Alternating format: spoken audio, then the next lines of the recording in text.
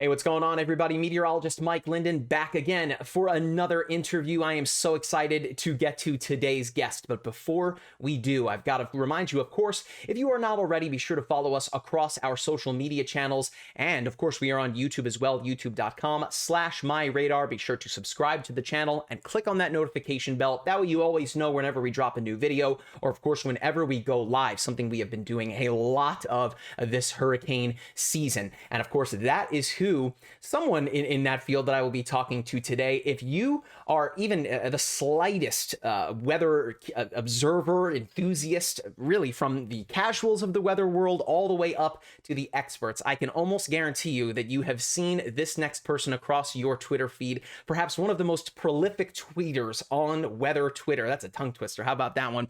My guest is a research scientist from Colorado State University. We're talking about, of course, Philip Klotzbach, Ph.D. Again, probably the most prolific tweeter I have seen when it comes to tropical weather meteorology. You are the man, sir. I'm so excited to speak with you today. How are you doing today?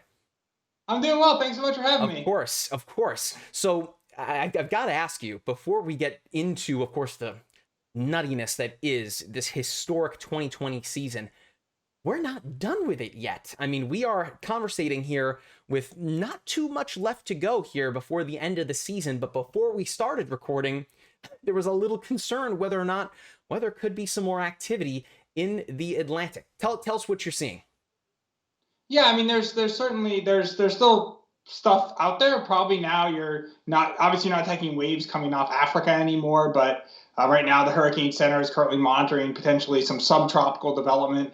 And that's pretty common once you get to like mid to late November. If you're going to see, you don't generally see a lot of storms, but when those storms do form, they tend to form often on like the trailing edge of cold fronts, and that's something they're monitoring right now is potentially cold front coming across the Atlantic Ocean, maybe something spinning off of the end of that. So that's probably the thing that they're watching. But there's hints of potentially some other stuff too. So the hurricane season officially ends November 30th, but it's not unprecedented to get storms. We've had storms in every month of the year, but certainly not unprecedented to get them in December. And obviously we saw two storm formations in May this year too. So you can certainly get storms prior to the start of the hurricane season. So hurricane season is officially June 1st to November 30th. That captures every single hurricane that made landfall in the US, but you can get storms outside of the season. That's not that uncommon. Well, you've said unprecedented and uncommon, but when we're talking about the year 2020, I just don't know if those words, I guess those words definitely apply. I think everyone is just all a mess from this particular year. Of course,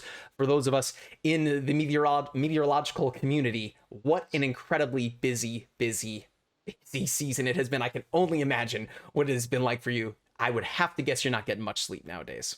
Yeah, it's been. I mean, it's been something. I mean, we were at 30 storms. I mean, I've learned a lot more letters of the Greek alphabet. I now know where they all happen to go. I knew the letters from math and stuff, but now it's like, oh, okay, now we know how they all line up. So I think obviously we were in Greek alphabet before the end of September, and then really through basically through September we had 23 storms, which is way above average, way even above 2005 levels. But we'd only had two major hurricanes. So there was a lot of talk, well, there's been a lot of quantity, but not much quality.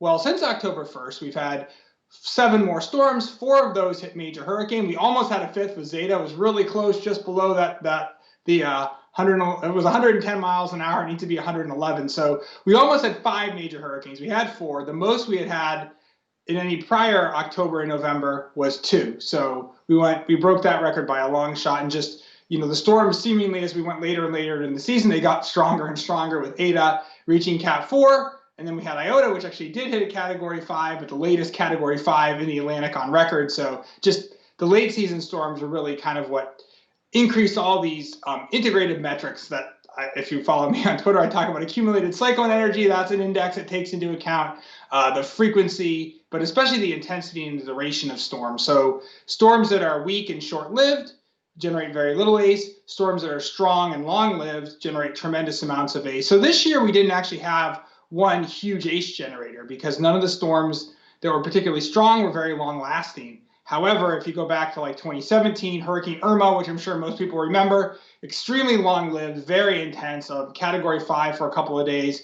that storm generated a tremendous amount of ACE. This year, we just had so many dang storms that the ACE values did get really high, but that's just because we had so much quantity. And then we did, especially late in the season, also have, even though they weren't super long-lived, very intense storms. And the intense storms, even if they are short-lived, do generate reasonable amounts of ACE fairly quickly. So before we get to ACE, because I definitely want to talk to you about that, I'm really curious, how is it that you become, and I've asked, I feel like everybody this question, what was that light bulb moment for you when you were growing up, when, I mean, the weather world just kind of grabbed you and didn't let go? Was there a moment, was there a storm that just kind of just took over your life? I mean, really, it seems like there's that one little push for everyone in the field, and then it's off to the races from there. What was it for you?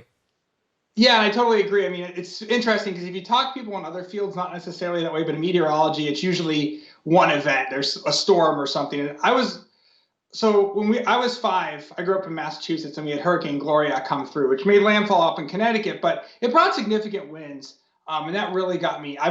Even before then, I was interested in weather, but really Hurricane Gloria is what got me really interested in hurricanes, and I've been trying to figure out what makes them tick ever since. When I was a kid, it was between hurricanes and growing up on the in Northeast U.S. Nor'easters is always another passion of mine, and my one deviation outside of the tropics, and one published paper outside of the tropics deals with southern New England snowfall, which is where I grew up. So I did deviate slightly for one storm, but in general, I really study hurricanes. But yeah, I agree. I mean, it seems like it's one event that kind of gets in the weather. So what was that for you? Oh my gosh. For me, I would probably say it was a hurricane as well. When I was a kid, I was on vacation with my family. Hurricane Bonnie, kind of a storm that just kind of fell by the wayside compared to all the big ones. But I just remember very clearly going to sleep one morning, and the beach was there, and then we woke up the next morning and no more beach. So it was time to go. And for me as a kid, it makes you just really put things into perspective that we are a speck compared to just the sheer just magnitude and size of Mother Nature. It's magical, really. I mean, just to see how it all plays out. Yeah, and like you said, I mean, neither Bonnie nor Gloria were, cataclysmic hurricanes. It wasn't like an iota or something, but just a quote unquote garden variety hurricane it's extremely powerful. And I think in general, people have a skewed view of what wind. So they think, oh, if 50, 60 mile an hour wind's no big deal, but not many people like if you actually try to stand up in like a 60 mile an hour wind, it's really, really hard to do. And so like going to school at Fort Collins, we're right up against the foothills. We get these downslope Chinook wind events where you get 40, 50 mile an hour winds. And it's really, really hard to even just stand up in that little. And then obviously with a hurricane, you're talking 80, 90, 100 plus mile an hour winds. And obviously the ability to stand up in those winds and the buildings just start failing. And obviously with hurricanes too, not only do you have the wind, but you also have the storm surge and the rainfall, which is usually what causes the lion's share of the damage with a lot of these storms. Yeah, and especially so this season with just what felt like one after the next. And I would imagine the folks that are watching or listening to this from Louisiana are putting their hands up saying, yep, that's us right there. What a season it's been for us.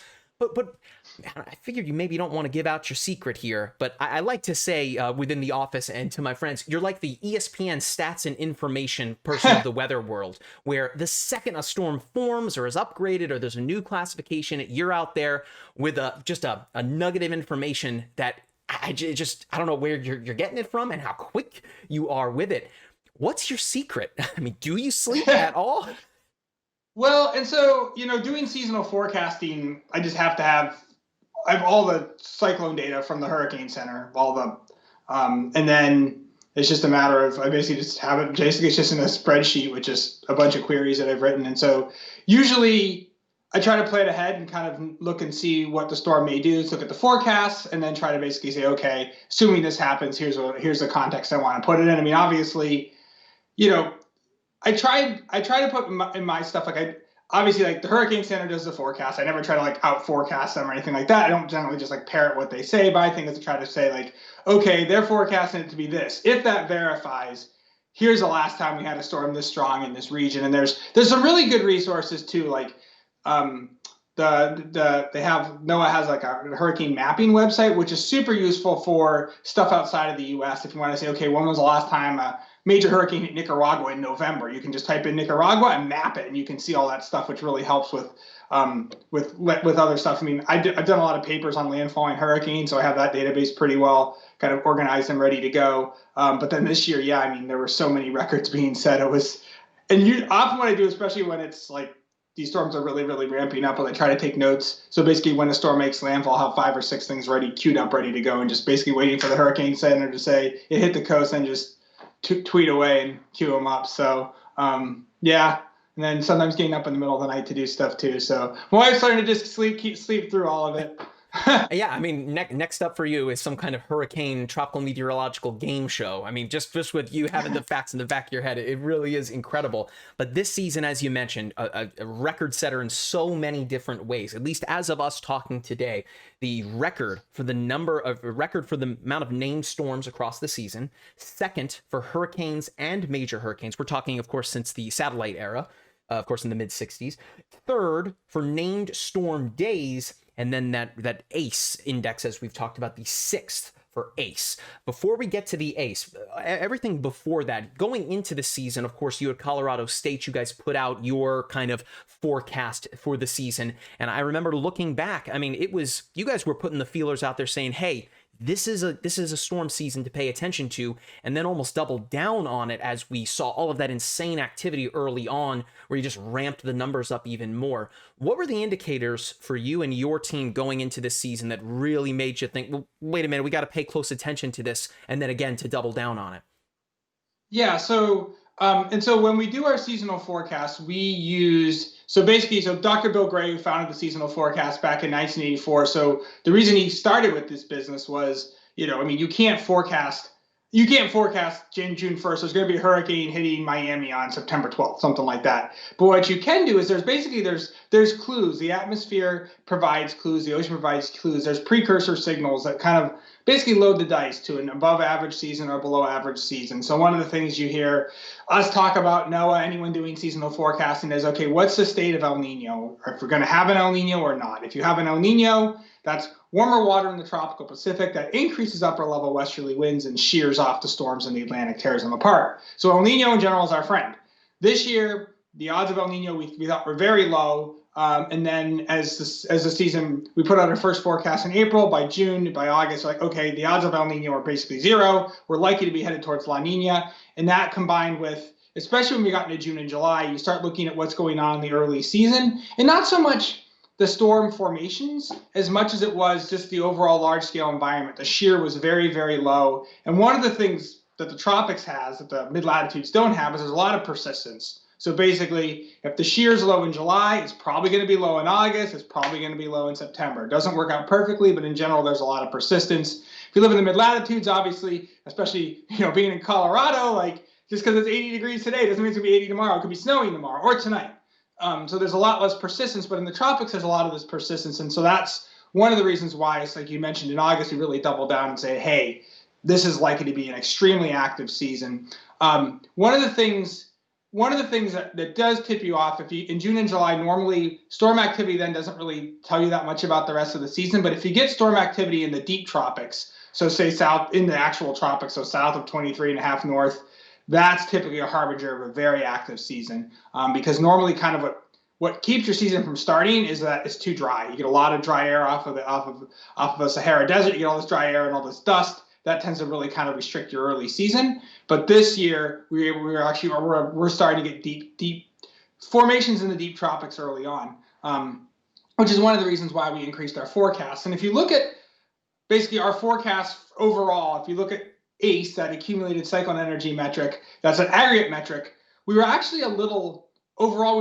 high with our August forecast. We forecast 200, and as of November 23rd, we're at 180. So the average is about 100, so we're happy. That's pretty dang good. I'll take that. But if you look at the number of storms, we were actually a little low. And so basically what we do is when we forecast the season, we basically forecast that ACE metric and then say, okay, when you have an ACE of, say, 200, here's the kind of average number of storms, hurricanes, major hurricanes you get. And this year, those storms broke out in kind of an interesting way where we had a ton of storms, a lot of hurricanes, a lot of major hurricanes, as you mentioned, but their longevity was fairly short. And that, I'm sure we'll probably get into this, but that's kind of one of the big things with 2020 was we had a ton of storms, but really the storms all ramped up right up to the point of landfall. And that's kind of what made 2020 a unique season. If you go back to 2005, ACE was a lot higher in 2005 than this year. We had 4 Category 5 hurricanes.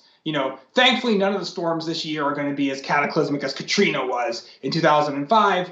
But this thing about 2005 is even Katrina was weakening as it approached the coast. So this year we had so many storms rapidly intensifying up to or almost up to the point of landfall. And even if you look at those last 2 storms that went into Nicaragua, they weren't intensifying right up to the point of landfall, but within about 12 hours of landfall, they were going up quickly. So you had all these storms blowing up right on the doorstep of land. And, typically some storms obviously land's what kills them, but a lot of times what kind of knocks the storms down is they encounter dry air, they encounter shear, and that's kind of what kills the storm. This year it was like all these storms were all systems go, and what basically caused the storm not to strengthen anymore was it hit land.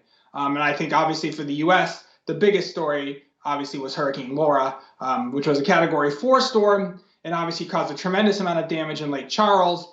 But with Laura, there was a ton of talk right after the storm, there was no surge. The surge forecast was a bust. And it's like, okay, that storm that strong had the surge. It just didn't go into Lake Charles. The storm tracked just slightly further east.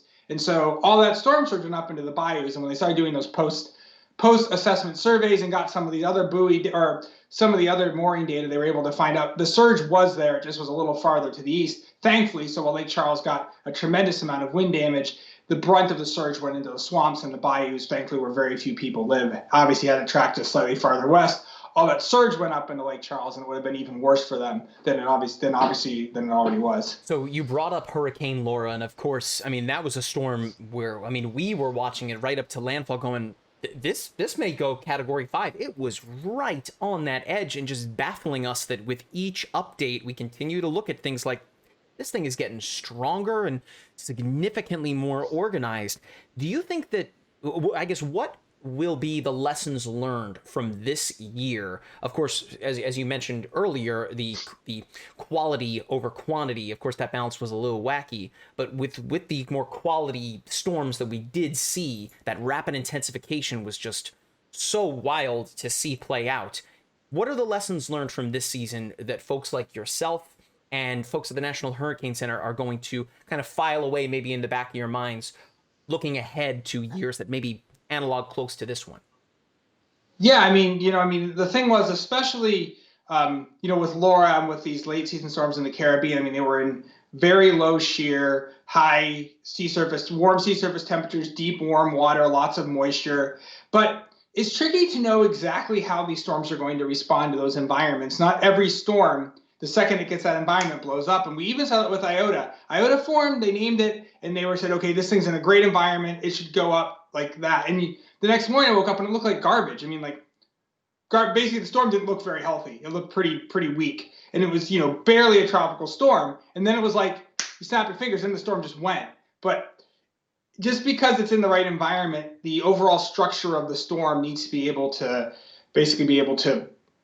take those environmental conditions and strengthen. So in the case of Laura basically took a tour of all the greater Antilles, went across Hispaniola, went across Cuba. And normally most storms, they do that, they're dead. Like there's a lot of mountains that just tears them apart. But Laura managed to hang together, and it took a couple hours after it cleared Cuba, and then you could just see it. That storm's, you could just, like if you're looking at the 1 minute visible, you could just see it wrapping up minute by minute by minute. And then it was just, like you said, it was off to the races. Same with these storms in the Caribbean late in the season. You looked at it and it's like, this thing's probably going to hit. The only thing that's going to keep this storm from hitting Cat 5 is land, basically. And so, we just had a lot of storms this year in optimal environments. To me, the one that was probably the most kind of surprising intensification was actually Hurricane Zeta, which was the last hurricane to hit Louisiana this year. And just the fact that first of all, that the shear in the Gulf of Mexico that late in the season was that low is really unusual. Normally by then you got a lot of fronts, a lot of dry air coming out of the mid latitude, so it kind of just kills anything in the northern Gulf. But the environment for Zeta was very conducive, and then they were expecting it to weaken as it approached the coast, but it seemed like there was an upper level feature that kind of helped enhance the outflow and keep it intensifying it up to the point of landfall. But I think that's one of the storms that probably really kind of surprised everyone, and that it was able to I certainly wasn't expecting that thing to be intensifying right up to the point of landfall. And again, it just missed Cat 3 right before landfall. I mean, it was intensifying, and had it had another hour over water, I think it would have been. It was just ran out of time. So to put you on the spot here, are there any of those facts and figures, anyone that really stands out in your mind, something that you'll say, hey, remember 2020, this happened, or we saw this, or we saw this? Do you have a statistic that, that really stands out? Yeah, I mean, there's so many things. I mean, I think for me, one of the big ones is, we after October 1st, we had 4 major hurricanes, and the most we had ever had in a year prior to that was 2 form after October 1st. And after October 20th, the most major hurricanes we'd ever had in the season was 1. We had 3 this year and just missed out on 4. So just the late season, I think, really is what stood out in terms of those were when we got the real quality of storms. I mean, obviously we had Laura, which was devastating and was a very impactful storm, but Laura and Teddy were the only major hurricanes prior to the end of September, and there was a lot of talk, oh, well, we got all these storms, but it was all a bunch of junk. So, if you look at Ace, it's not that big. It wasn't that bad of a season, blah, blah, blah. But obviously the late season storms were much stronger, and they obviously had huge impacts, both obviously in the U.S., but also especially in the Caribbean. And I think really, to me, the thing that kind of the Joe DiMaggio 56-game hitting streak kind of corollary to 2020, the one that probably will never be broken, hopefully not in our lifetimes, is the fact we had 4 Greek alphabet storms hit the U.S. this year. That's just insane to even think about, that we ever hit by 4 Greek alphabet storms.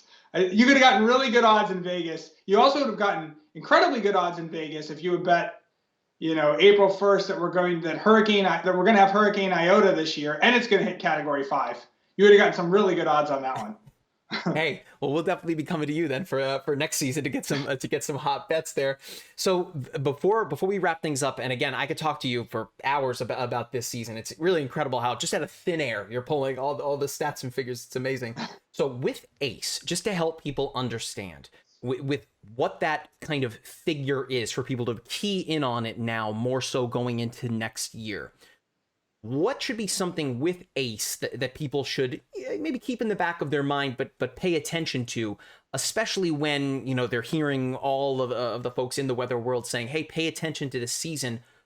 What's with the Ace there that should make us pay even closer attention? Yeah, and so ACE, again, is an integrated measure that accounts for the intensity and duration of storms. And so kind of the back of the envelope way, so the Hurricane Center puts out advisories every 6 hours.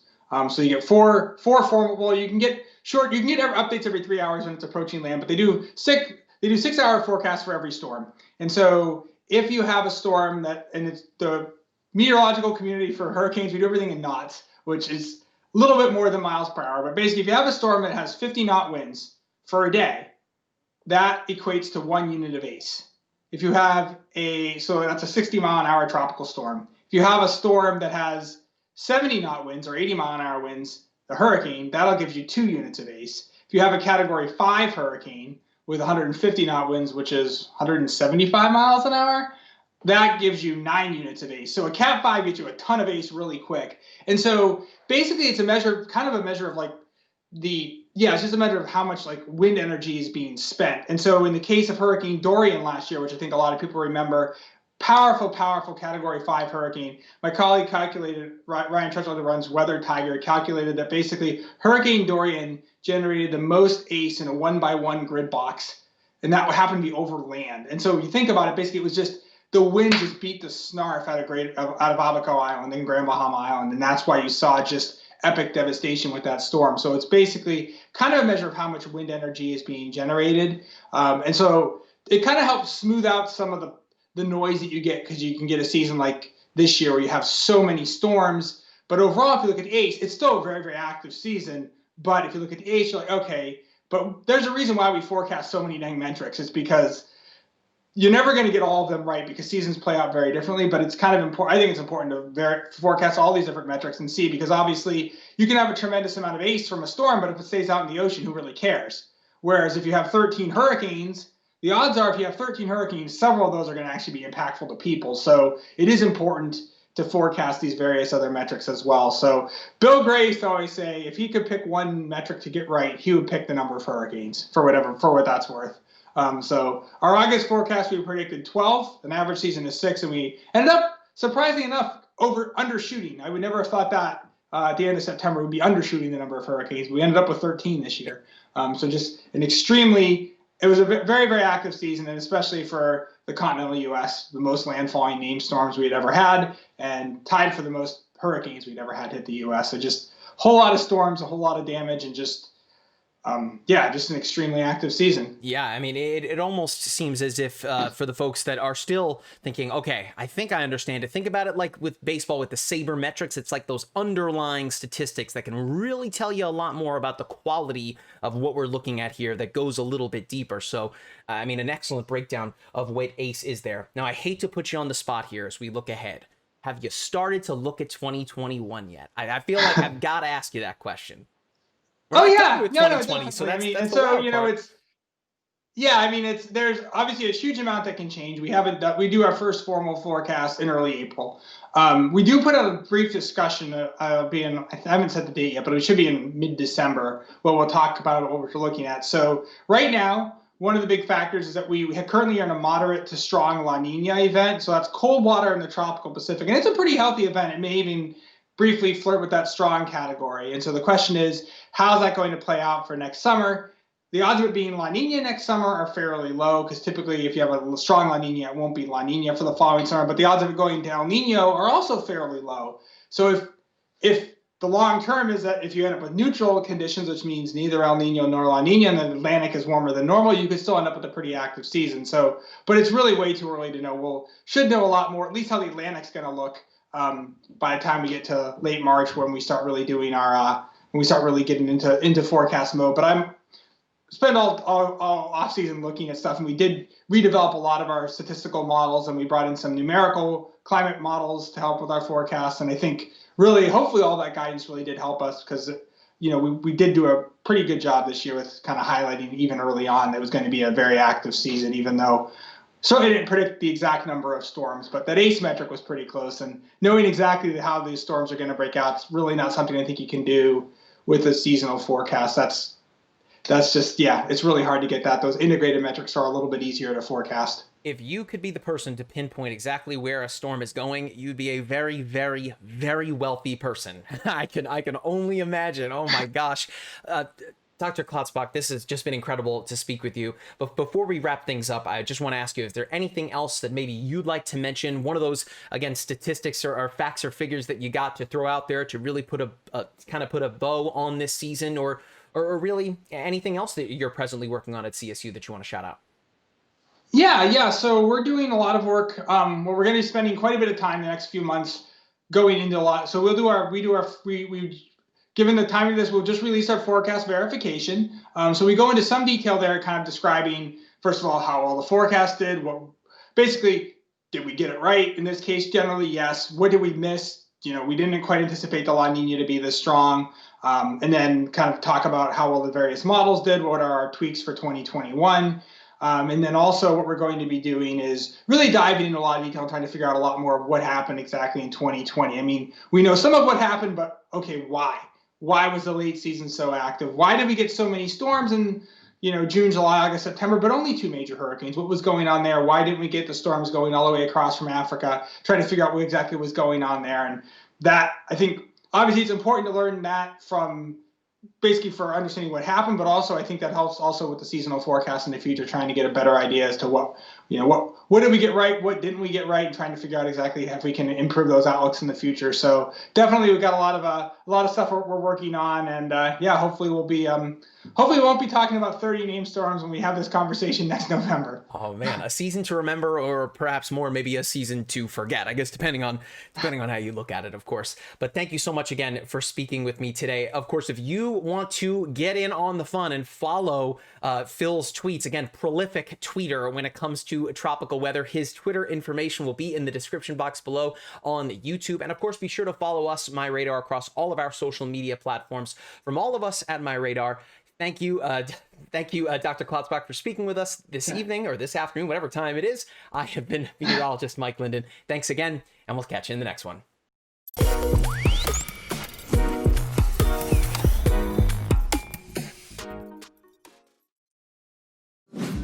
Follow MyRadar on social media: Facebook, Twitter, Instagram, and YouTube. Download MyRadar on iOS, Android, Amazon Alexa, Xbox, and Windows.